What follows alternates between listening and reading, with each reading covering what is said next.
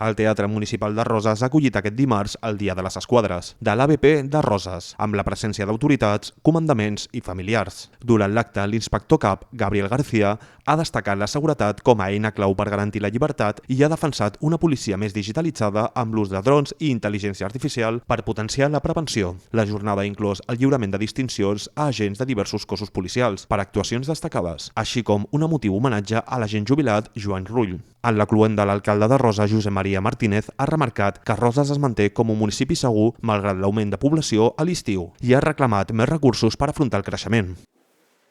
Aquesta coordinació és essencial i és el que ens permet donar respostes ràpides i eficaces davant de qualsevol situació, contribuint de manera decisiva a garantir la convivència i la tranquil·litat dels nostres veïns. En els darrers dies, tinc que lamentar que han aparegut dades als mitjans que poden generar preocupació a la ciutadania.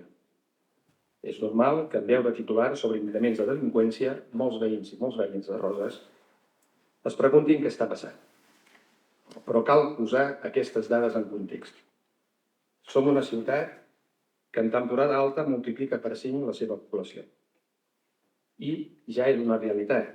La desestacionalització fa possible que, coincidint per nosaltres amb la ruta de les tapes, és a dir, en el mes de març, s'inicia la temporada de vacances i aquesta es mantingui fins a octubre. Per tant, són 8 mesos de temporada a un nivell d'ocupació força alt i aquesta situació suposa un reclam, anem a dir, per les persones que tenen conflictes amb la llei. Això té un impacte directe en les estadístiques i en la pressió sobre els serveis. Tot i això, la gran majoria de situacions que es registren són fets puntuals i no responen a una realitat d'inseguretat generalitzada. El missatge que vull transmetre és clar. Estem amatents, estem coordinats i estem treballant. Els diferents cossos policials, conjuntament amb la policia local, actuen cada dia per prevenir, per intervenir i per millorar la seguretat. I precisament en aquest aspecte, per donar una resposta ferma a aquesta realitat, des de l'Ajuntament estem reforçant les eines i els recursos per apostar per consolidar els agents cívics. Hem impulsat ja la creació d'una unitat canina i d'una unitat de drons. Ampliem els equips de càmeres de seguretat i de lectors de matrícules. Incorporem nous radars i creem una regidoria de protecció civil, emergències i prevenció que ens ha permès contractar un escamot de 4 agents i un caporal que també faran tasques de seguretat.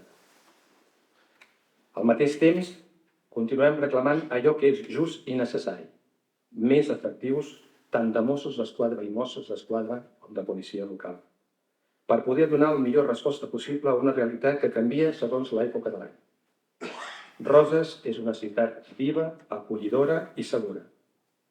I ho és gràcies a la feina dels vostres professionals, però també a la convivència i al compromís de tots els rosins i rosinques. L'acte ha finalitzat amb una fotografia de família i un refrigeri.